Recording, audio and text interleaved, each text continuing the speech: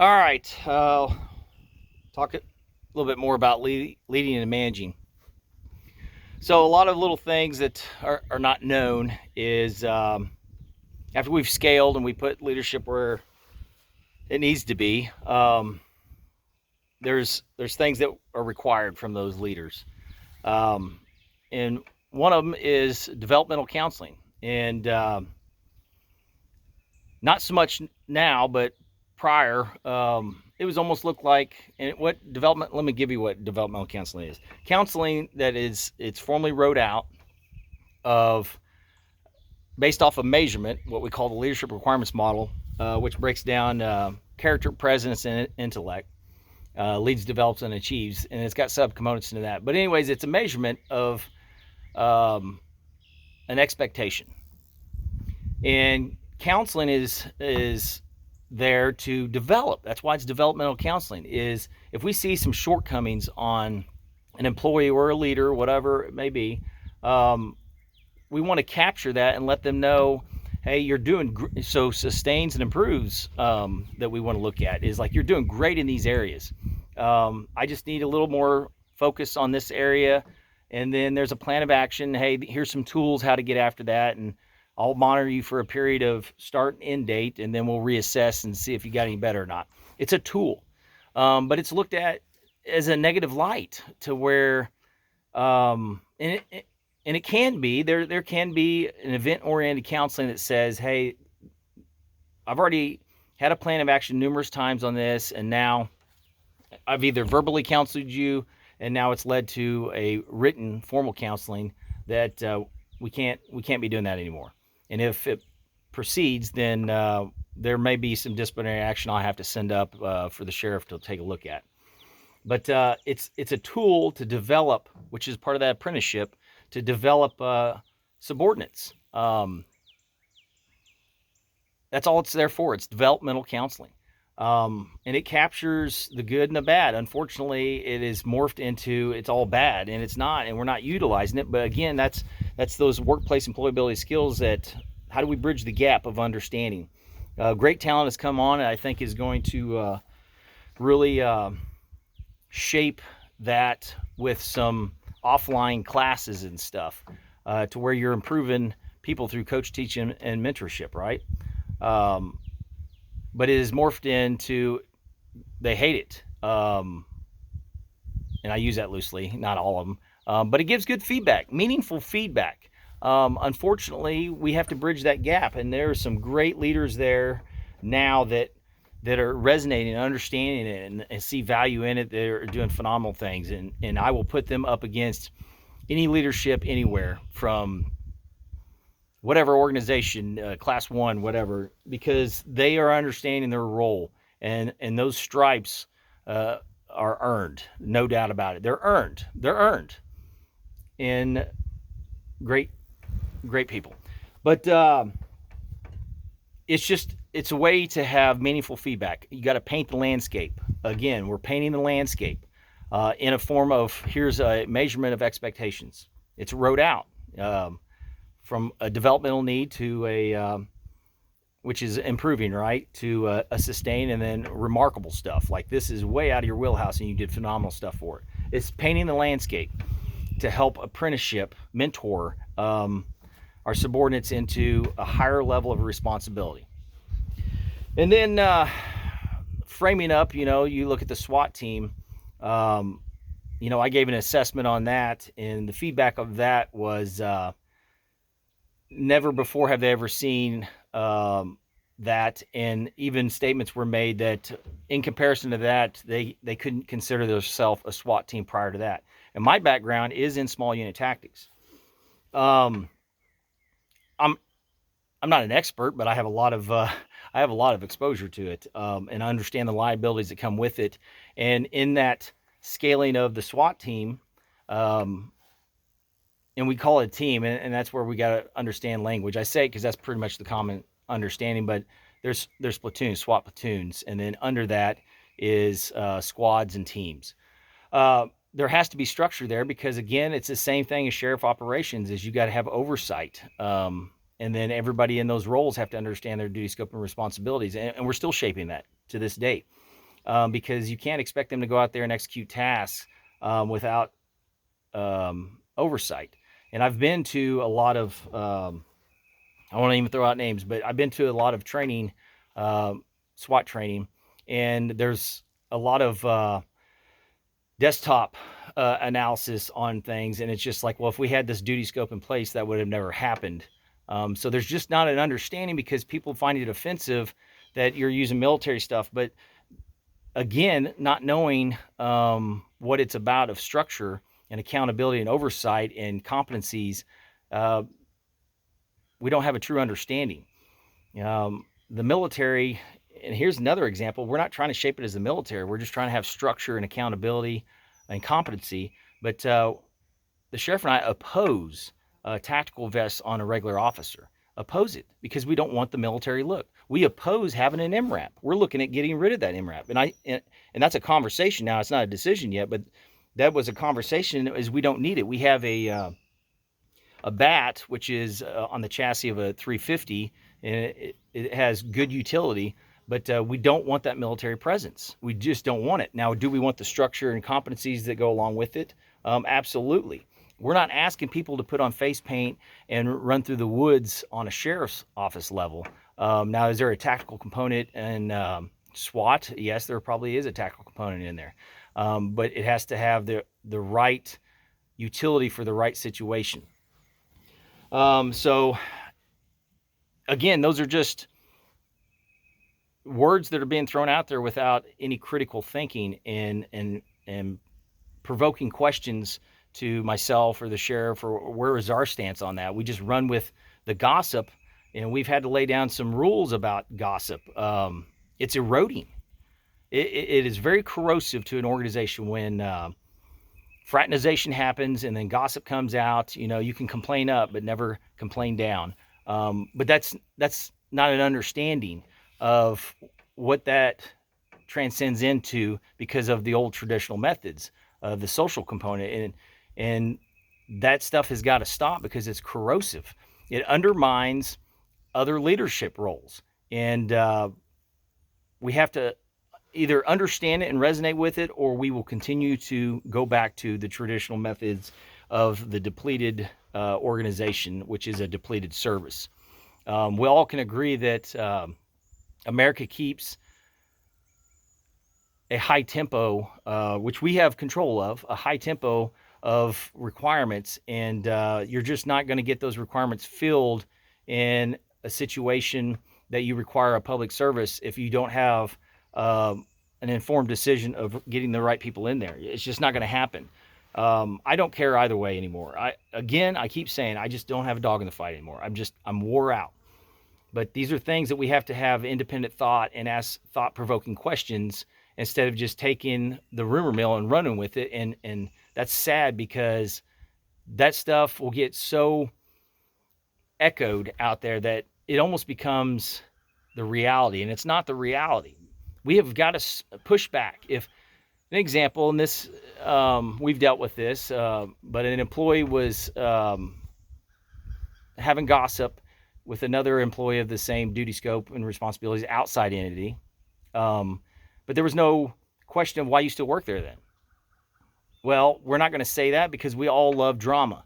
We love to hear about the failures and not capitalize on the successes, because for some reason we just love it. I don't know what it is. It's a mindset thing. Is we're always looking at the bad, not the good, and you can see that in everyday news. Now, there are people that are trying to put out good stuff, and promote good things, but that pales in comparison to all the negativity that's out there. So we looked at reshaping that, getting it structured the right way, getting equipment down. I've had leaders that just didn't get equipment, is already purchased. And then we still have operational stuff going on out there, but equipment hadn't been pushed down. And it's like, what is the reason why we don't have equipment pushed down? Well, you hear everything under the sun other than I will get it done today. And, in this line of work, you got to be a little calloused in people asking questions like that. It's nothing personal, man. It is nothing personal unless you make it personal. It is just get the equipment down to the people so they can execute their jobs safely for both the community and themselves. um, to load plans on vehicles and stuff. To date, we're still working on load plans. And what is a load plan? That means we'll just talk about the SWAT team, from a load plan for your tactical officer to the vehicle load plans. How's it configured? What is in there for equipment that we need for utility? To what is the configuration on every vehicle that we own that we can put ambulatory and litters of casualties on if we need it? And how does that tie into other working relationships and all that stuff? Well, these are things that we don't want to talk about, especially in some of these tactical schools I've been in, because it's not cool. The planning process is not cool, and it doesn't sell. So therefore, we're not selling that. We're in the business of making money, and I'm not going to say who that is, but there's a number of them out there, and there's a SWAT creed that says that we will seek out the highest professional standards through the most competent professionals in short term to help you on that. But how do you find them if you're not thinking critically? How do you find them? Like, there's got to be a missing component. You got to be able to see that there's a missing component here. You go to these all these tabletop things, this tactical analysis. You've got to be able to identify, okay, if there's a gap here and injury happened through it, what is there a system, an operational system or something, or a structure of a SWAT unit that has a duty scope and responsibility for that, such as, like in the military world, a platoon sergeant that handles, as they say, beans and bullets, and CASEVAC and all that stuff, casualty evacuation and all that. Well, there is. And why are we not scaling appropriately to meet all these demands? So time is life. Those are some of the things that we have fought to proper qualifications. The state mandates that you do a 2-hour skill development, but there's no measurement in there. There's no measurement of the rigor that one makes in that. There's no rigor involved in whether it's higher education. Where's the rigor at in that? To where qualifications, you're not just doing a training event and get a certificate, but there's rigor that you got to actually pass that. And then in turn, we have a qualification. So we not only do the skill development, but you have to go through a qualification that has rigor in there, and it's under time. I've even had the comments of, why do we time the qualification? Because it provides undue stress. That's why.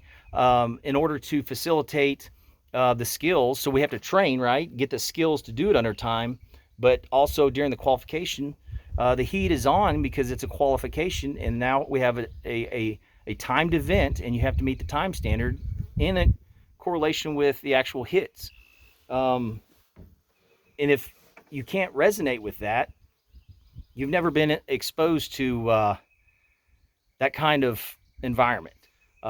It's all about having rigor in there, and it's not seen eye to eye. I've had so many arguments about stuff that keeps us in the box of comfort. Nobody wants to be a failure, right? But you only grow through failure. I've told you, I've made so many mistakes in life, personally and professionally, but I've grown through it.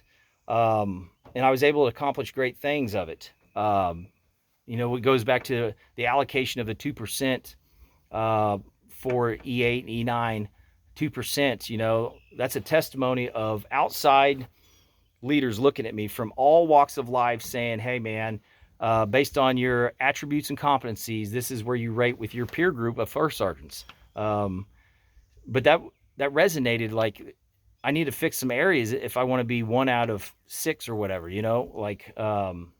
if I was 6 out of 6, then I shouldn't be mad at it. I should just look at that meaningful developmental counselings or whatever it is that measured me out and gave me meaningful feedback. I should have resonated with it, because I have outside people that I didn't go to high school with, that are across the globe, that went to different institutions of knowledge and have different backgrounds, from accounting to,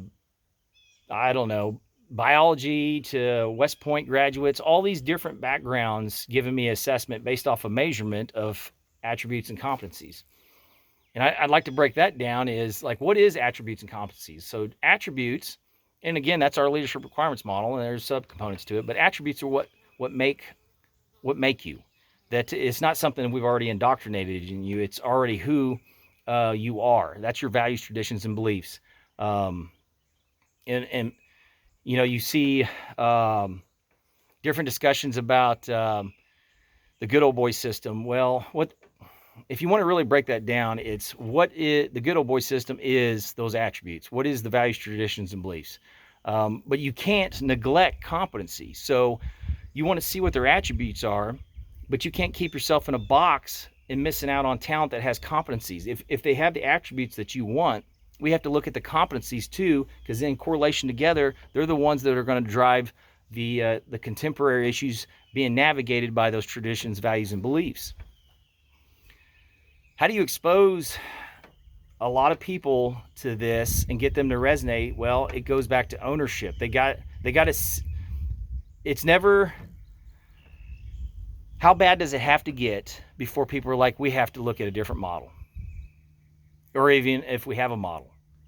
And you can't problem solve if you don't start looking at things like that. You have to be a critical thinker. What provokes people?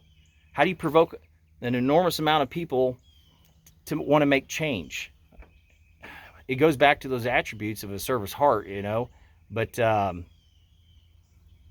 bad does it have to get before they have to say, you know what, we've got to move forward, or we're not going to exist anymore? I mean, long discussions of many hours of taking language from one profession to another profession and trying to get the language. I mean, because there is a language barrier, on certain things. But a lot of language, if I don't know something, if I don't know a word in a sentence, do I look that word up? And then when I get the definition, if there's a word in the definition I don't know, do I look that up until I have an understanding and a grasp of what we're talking about? That requires ownership. You can't force people to do that because they're just not going to. But how do you draw people in that are willing to do that? Well, it goes back to, improving their family's quality of life. And we can't do that if we're not promoting, as a society, a cultural transformation of what it looks like to be in a service job. It is difficult. Well, when you start pushing all these things, those who are not willing to step up to the plate and resonate truly with a service heart are going to absolutely be opposed to it. They're either going to jump ship, they're going to work hard, and as a leader, you have to be compassionate with them. If you do see them working hard, you have to say, it's going to be all right, just one step at a time. But those that are immediately opposed and then do subversion behind scenes, you have to identify them, and you have to have an honest conversation with them that this is counterproductive of where we want to go. And they may end up leaving, or they may continue to do it until you paper trail it and be like, this is counterproductive of where we want to go, and we no longer need your service. Well, you see a lot of that going on right now. If you want to take any time to look up John Carter, world-renowned leadership and management expert, and he'll break it down. There is a difference. Leadership is not management, and management is not leadership. They work in unison together. Leadership is influencing people with purpose and direction and motivation, influencing, right? But we talked about following, right? You can influence them to the degree you're giving them everything, but you're not getting a return on investment, and you're falling short by the community standards. So at what point are you going to have a meaningful discussion? Then you got management, which is the apprenticeship program to provide that service that they're requiring or demanding. So they're two different that work in unison, leadership and management. You're going to have people oppose that. And if they're not willing to step up to plate, they're absolutely willing to smear everything they possibly can and campaign toxic leadership exists. It's to a point where it's all about you as a citizen, being informed and saying, what do you want? What do you want? And making or setting conditions to inform yourself. And knowing the full landscape of what's going on and making that vote, it matters. Again, I don't know what my future is. I'm an intern there, but it is morphed into who's training me on how to scale this stuff up and how to do this. I'm being told there's a problem, and then we come up with a solution, but it requires effort, and then the solution is opposed. But no other solutions are brought to the table by the opposers. That's not okay. That is not okay. And this is not reclusive to the sheriff's office. This is government all the way around. Government all the way around. And eventually the pool of people that have the exposure, that kept their head down and did it exactly what they needed to do by taking care of their people and improving the organization, is going to get smaller and smaller and smaller, and eventually you have what you have. Again, I've been attacked. It is actually morphed directly at me because I'm the watchdog for the watchdog. I will hold people accountable. I'm not okay with applications coming into the sheriff's office. And again, I'm an intern, but there's been a lot of responsibility laid on me because I know what's right. But I've watched applications come into the sheriff's office set in there for 14 days. And then we're still short on people, and workload is being put on everybody else. Applications set in there for 14 days for what reason? It's in a workflow. You can find them. They're assigned to you. How do we get the process moving forward so we can get people in here? Because you got 14 days. We earmarked interviews to start. In the military, we call it battle rhythm, of building consistency on certain things to where we're just not reacting to stuff. We're making a plan of how to have consistency, because there's a lot of inconsistencies that we deal with. But how do we build on the things that are repetitive? How do we build consistency on those? So there's interviews on every Wednesday. So you got only on Wednesdays that every leader knows that they need to be here. So they can build that into their network of planning for other things that they have to deal with.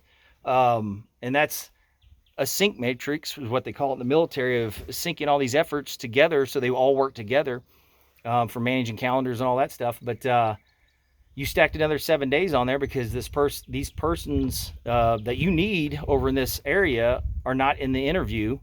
And therefore you stack 7 days on top of that. So 21 days. So 21 days, and then the county only pays monthly. So now you're asking that person to wait a month before they get paid. These things are not okay. If anybody thinks they're okay, they're not. Where is the leadership involved in employees being shortchanged on their paycheck? Are we not saying, hey, so you just got hired, let me see your first pay stub. I want to make sure. Oh, that's intrusive. It's not. I'm trying to take care of you. I want to make sure that you're getting paid the NC or DG pay that you're supposed to be paid. I just want to see your pay stub so I can make sure that the paperwork was done correctly. But all these things are taboo, and nobody wants anything to do with it. But it's not okay. I'm just telling you that is not okay. How long do we have to let it go before we discover that an employee, after their families are already falling apart because they don't have their money, and I've seen it, 60 hours short on somebody, before somebody catches it and says, we need to do this pay inquiry and get you back pay for whatever it is? How far does it have to go before it affects their families, before a leader steps in and says, well, if you'd only told me about it? Well, not everybody's going to tell you, because we built such a traditional norm of just keep to yourself instead of over communicating. That is not okay. We have to do certain things to make sure we're taking care of our people. And then conversations need to happen with people that failed to do something and in turn got that person shortchanged on their check. These are things that I've seen for the years that I've just remotely been working there. And when I say remotely, just from painting landscape by having systems and seeing that stuff when I'm working on the weekends or the time off that I had as a non-commissioned officer. I shouldn't be the only one catching these things, especially if I have leadership, subordinate leadership, and other leadership above me. Like, I know specifically, two dudes can't do all this. Two dudes cannot do all this. There has to be people that are involved that want to take care of people and catch these things at a lower level. That's just on pay. We haven't even got into the quality of reports versus what the statutory elements are. I've got some good subordinate leaders in there, good ones, man. They're doing all they can, and there are some leaders that need to go, that are not helping those subordinate leaders, or when stuff gets pushed to them, it gets downplayed and not pushed up any higher. Like, you know, what's the approving authority level? Like, you still need to move that on up. These are all things that we need to know. We need to know these things. And to attack somebody that's saying, you guys don't see what's going on, but you see a turnover, you have to rest with good faith that you have leadership in there that's doing the right thing. They're trying to do the right thing. Which goes into the smearing of, look at the turnover. Well, you know, if you lay out this whole turnover, there are people that wanted to go on and do better things. That, you know, there's some things that people got sued over that had nothing to do with leadership there. They were just like, this is too risky of a job for me. I'm finding something else. And then in return, they love law enforcement, so they kept a reserve commission in there, and they're there today. There's a number of reasons why people come and go. There's a number of reasons, but there are those. So you can't just say the turnover. We have to, line by line, have an understanding of the context of why that went. Now, there's laws in place. You know, the law pretty much breaks it down pretty easy, though. I mean, in preservation of the integrity of the organization, you know, there's a fine line of just releasing the name, the position, and what happened, say a termination while on duty, gave something, did something, or whatever it is, you know, what happened, what was the result, and then the disposition, they were terminated. You don't want to air everybody's laundry out like that. You just, maybe it wasn't for them and they need to just move on, but the ones that won't move on want to scream toxic leadership and all that, and you, on a personal note, you want to release that information, but you can't do it on just the one person. You have to do it on everybody, fair and impartial, right? But we still oppose it. Now, is there coming a transparency report where it doesn't give the name, but it gives maybe a position, you know, not enough to where you can identify the exact person, but enough to say that, you know, what the outcome was to a degree. If they turned in a resignation letter, you would put in there resignation letter submitted, resigned. If they didn't turn one in, no resignation letter submitted, resigned. But if they did something in the manner of prescribing meds to an inmate that did not belong to that inmate, should we not know that subject was terminated because they prescribed medication to an inmate? Not prescribe, I guess that's the wrong word. Gave an inmate the wrong medication in correlation with other misconduct measures, was terminated. Yeah, we probably should put that out there so that helps you make informed decisions. But it's not to smear everybody's name. The problem is the restrictions on releasing certain information are imposed upon the government, but not necessarily on the public, because you have that thin line of freedom of speech that crosses into slander and libel and harassment and all that stuff imposed on them. But that requires money for civil lawsuits. But there's a point where it rests in the community's hands for voting. But I'll tell you this. For a guy that has dedicated years to that organization with insurmountable products and tools and knowledge to only make it better, has been the center focus of a smear campaign in order to get somebody else that's in there. the vote is yours. I'm tapped. The vote is yours. Uh, but My life's an open book. I've made a lot of mistakes, but I've never lost focus of serving something higher than itself. But it's out there. You can find it. You can locate it. I've got a family member that is just completely full of hate, that is doing things that is just, I haven't spoke to the family member in 3.5 years. It's almost like, why are you wanting to do it? What has myself or my family done to be subjected to such destroying of reputation? To the degree of releasing information of, what they call protected healthcare information, internal family conversations of being 96-houred at Fort Benning, Georgia. And that's far from the truth. That was a self-admit for, remember, I just got back from Afghanistan, and I was a drill sergeant, an infantry drill sergeant. Can't even explain the hours that go into that, but just broken down, anxiety, don't know how to navigate the emotional stress that I had to deal with. So I went and had a conversation with some people that helped my mindset and helped me become more resilient.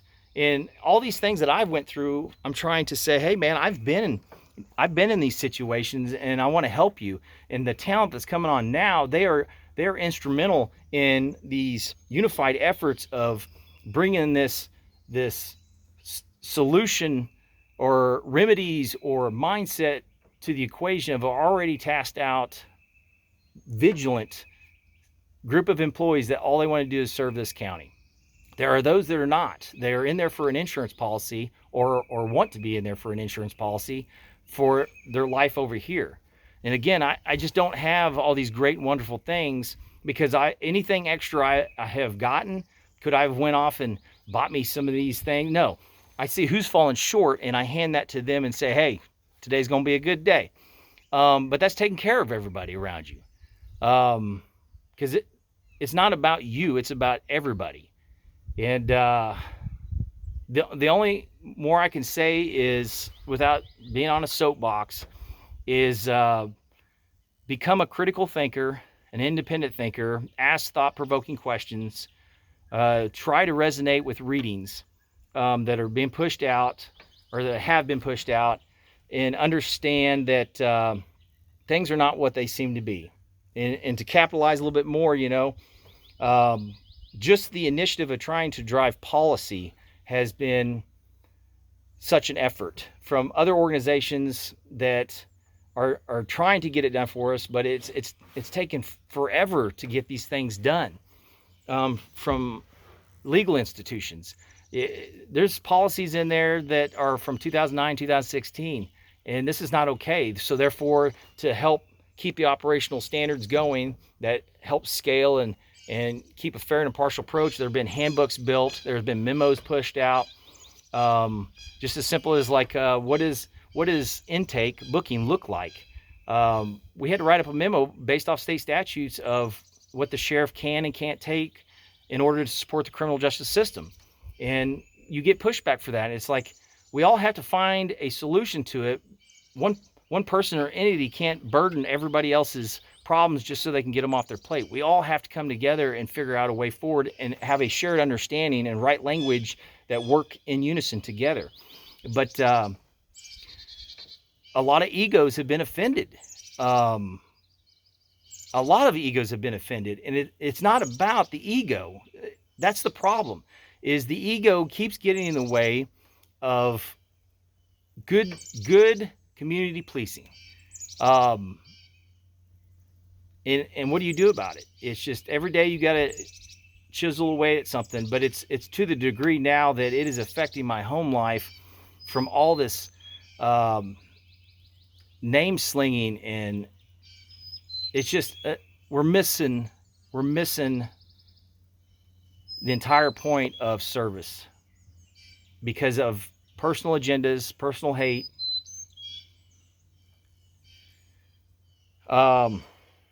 Again, I wish everybody the best. If you made it all the way through this one, I can't capture everything. There'll be well, actually, I'm going to disable the remarks, but there'll be thought of, he didn't say this, he didn't say that. I can't capture everything, folks. It boils down to the compass. Where is that compass pointing? What is the context behind the person with the compass, and where they're trying to go? It's all on your interpretation of what is true and whether you want to find the truth or not. I have to admit, the gossip, I've never seen it so bad. Unfortunately, it is a no-fault state. If a person doesn't like it, they can leave. Unlike the military, that's one thing that's different in the military, is you're under contract. If you don't make a certain standard or whatever it may be, you can be chaptered out of the military, versus people can just leave and then slander, libel, whatever you want. Defamation is what it boils down to. Defamatory statements. And there's viewers, if you viewed this, that already know. This is just this may codify what you already know. I don't know, but that's that. Again, I don't know what my future holds. I just hope. I hope things shake out. Anyway, Jason McDaniel, you all take care.